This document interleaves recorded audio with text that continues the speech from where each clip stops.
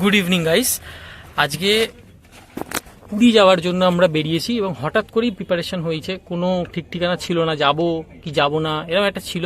তো দুদিন আগে ঠিক হয় এবং আমারও একটা পার্সোনাল কাজ আছে পুরীতে, তো সেই কাজের জন্য যেতে হবে এবং আমরাও এখন বেরিয়ে পড়েছি, মোটামুটি বাসে উঠে গেছি। হাওড়া থেকে অনেক কষ্ট করে আজকে মানে পেয়েছি, বাস পেয়েছি। আজকে হচ্ছে রামনবমী 6/4/2025। তো এখন বাসে উঠে গেছি, বাসটা তোমাদের বাইরে থেকে দেখাবো কেমন দেখবে, তারপর আমি বাকি ডিটেলসটা বলছি। এটা বেসিক্যালি ডলফিন ট্যুরসের বাস, 700 টাকার কাছাকাছি ভাড়া মতো পড়ে, এই হচ্ছে ব্যাপার। এবার আমাদের বাসটা ছেড়ে দিয়েছে, 9:20 ছাড়ার কথা ছিল, একেবারে ডট সময়তেই মানে 9:20 ছেড়েছে। আর এই যে সামনে এই বাবুঘাটের রাস্তা পেরোচ্ছি, পেরিয়ে আস্তে আস্তে করে এটা এগিয়ে যাবে সেকেন্ড হুগলি ব্রিজ হয়ে, কোনা এক্সপ্রেসওয়ে ধরে একেবারে খড়গপুর হয়ে কোলাঘাট হয়ে উড়িষ্যার দিকে চলে যাবে। ঘড়ির কাঁটায় এখন ভোর 5টা এবং আমরা ভুবনেশ্বরে পৌঁছে গেছি। গতকাল রাতে বাস ছাড়ার পর থেকে এখনো পর্যন্ত বাসটি 2-3 জায়গায় দাঁড়িয়েছে টি ব্রেকের জন্য, আর এক জায়গায় দাঁড়িয়েছিল টয়লেট ব্রেকের জন্য। আচ্ছা, বাসের সিট কমফর্ট নিয়ে বলি, সিটটা খুব কমফোর্টেবল ছিল, দুজনের আমাদের কারোরই কোনো সমস্যা হয়নি। সেমি স্লিপার বাস 2:2 রেশিওতে বসে, অর্থাৎ দুদিকেই দুজন করে সিট আছে, মানে বাম দিকের রোতেও দুজন বসবে আর ডান দিকের রোতেও দুজন বসবে। রাতে বাস ছাড়ার পর পার প্যাসেঞ্জার একটি করে জলের বোতল দেওয়া হয়। এখন ঘড়ির কাঁটায় ভোর 7টা ক্রস করে গেছে। বাস থেকে নেমে একটি অটোতে উঠলাম। অটোতে ওঠার সময় আমি আপনাদেরকে বলে দিচ্ছি, অটো যখন রিজার্ভ করবেন তখন অটোওয়ালা যা দাম বলবে তার 50%-এরও নিচে দাম বলবেন, কারণ ওটা আরেকটু বাড়াবে। আমাদের 300 টাকা বলা হয়েছিল, আমরা কোনোভাবে দরদাম করে ওটা 120 টাকার মধ্যে সেটেল করে যাই।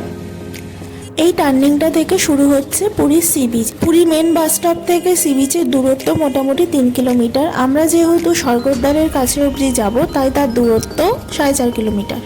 পুরী মেন বাস স্ট্যান্ড থেকে সি বিচ আসার অন্য অপশনগুলোও বলছি। এখানে ওলা, উবের এই ধরনের ক্যাবও চলে এবং উড়িষ্যা সরকারের স্পেশাল বাসও চলে, এসি নন এসি দুরকম বাসই আপনারা পেয়ে যাবেন একদম পুরী মেন বাস স্ট্যান্ড থেকে নেমেই। আমাদের হোটেলটা বুকিং ছিল চৈতন্য মহাপ্রভুর এই যে স্ট্যাচু, এই স্ট্যাচুর ঠিক উল্টো দিকের ডান হাতের রাস্তাটা দিয়ে ভারত সেবাশ্রম থেকে ক্রস করে তারপর সোজা গিয়ে স্বর্গদ্বারের উল্টো দিকের গলির ভেতরেই আমাদের হোটেলটা ছিল। হোটেলের রিভিউ আপনাদের পরের ভিডিওতে দিয়ে দেওয়া হবে। এখন আমরা আমাদের ব্যাগেজ রেখে ফ্রেশ হয়ে একটি রেস্টুরেন্টে ব্রেকফাস্ট করতে এলাম। আমরা অর্ডার করে দিলাম ধোসা, এটা মশালা ধোসা ছিল, দুর্দান্ত ধোসাগুলো খেতে ছিল সত্যি। মানে এটার রিভিউ আমি কি দেবো, মানে গোটা ধোসাটাতে মানে ভেতরে খুব সুন্দরভাবে স্টাফিংস করা ছিল। ওফ, দারুণ লাগলো, দারুণ ব্রেকফাস্ট হয়েছে। আর এই হচ্ছে স্বর্গদ্বার, এইখান থেকে সোজা গিয়েই ডান হাতে একটা রাস্তা ঢুকছে, ওই রাস্তাতে আমাদের হোটেল।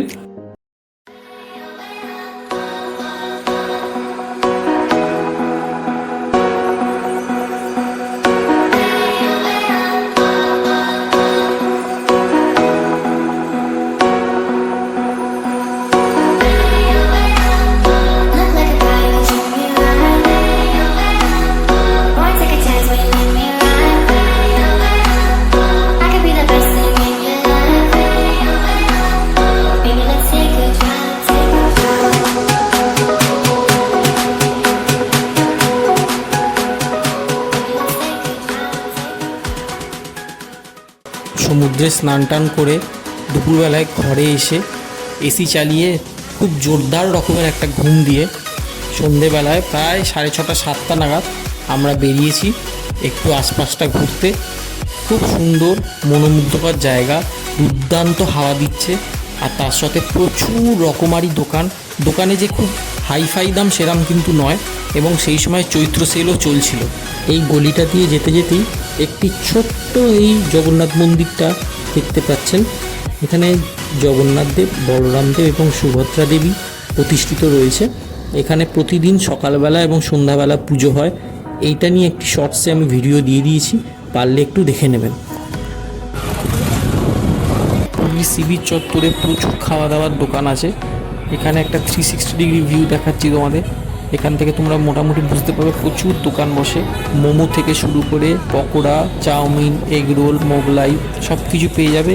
এছাড়াও মিও অমর মঞ্জুনি সবই আছে। সি বিচে এসে সন্ধেবেলায় একটুখানি চাটা খেলাম, খাওয়ার পর একটু আশপাশটা ঘুরে কিছু কেনাকাটা করতে করতেই রাত্রির প্রায় 10টা বেজে গেছে। রাত 10টার মধ্যে মার্কেট প্রায় বন্ধ হয়ে যায়, তাই এখান থেকে 2 প্যাকেট চাউমিন কিনে নিলাম। তারপর আমরা হোটেলে চলে গেলাম। যে বাসে করে এসেছিলাম সেই বাসে কিছু স্টিল ফটোগ্রাফ দিয়ে দিলাম এবং এখানেই আমরা ভিডিওটা শেষ করছি। দেখা হচ্ছে নেক্সট ব্লগে। টাটা।